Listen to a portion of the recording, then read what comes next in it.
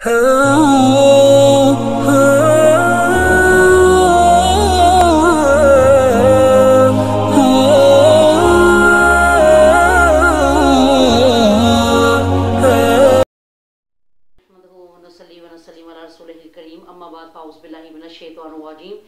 اللہ الرحمن الرحیم رب اشرح لی صدری ویسر لی امری واحلل عقدۃ من لسانی یفقہوا قولی۔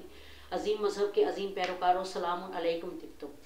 آپ سن رہے ہیں قرآن اور وظائف کے بارے میں مذہبی اسکالر عظمت ظہیر قادری سے مختلف جو پریشانیاں ہیں، مصیبتیں ہیں، بیماریاں ہیں، ان کے لیے قرآن سے وظیفے جن کا اثر انسان کی زندگی پر لازم بھی اس لیے ہے کہ آقا علیہ السلام نے شاہ فرمایا کہ جس بندے کو قرآن مجید سے شفا نہ ہو، پھر سمجھ لو کہ اس کو کبھی شفا نہیں ہوگی۔ تو آج انشاءاللہ تعالی ہم آپ کو بتائیں گے کہ جن لوگوں کو بخار ہو جائے اور بخار جلدی اترے نہ، اس کے لیے بزرگوں نے کیا وظیفہ عنایت فرمایا۔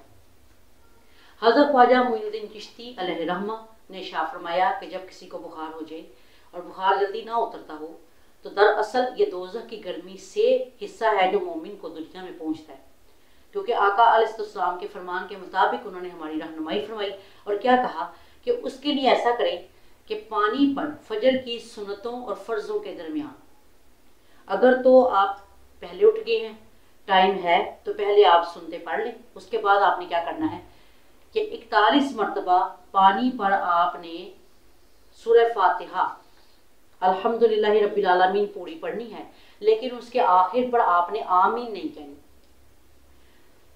ایک دن آپ نے 41 دفعہ پڑھ لی، دوسرے دن پھر اسی طرح فرض بعد میں ادا کرنی ہے، پہلے سنتے ادا کر لیں، اس کے درمیان میں آپ نے یہ وظیفہ کرنا ہے۔ دوسرے دن 7 مرتبہ سورہ فاتحہ پڑھنی ہے، لیکن آخر پر آمین نہیں کہنی۔ تیسرے دن پھر آپ نے 7 مرتبہ فاتحہ پڑھ لینی ہے اور اس پر اینڈ پر آمین نہیں کہنی، اور تینوں دن آپ نے پانی چینج کرنا ہے، یعنی اسی ایک پانی پر آپ نے نہیں پڑھنا۔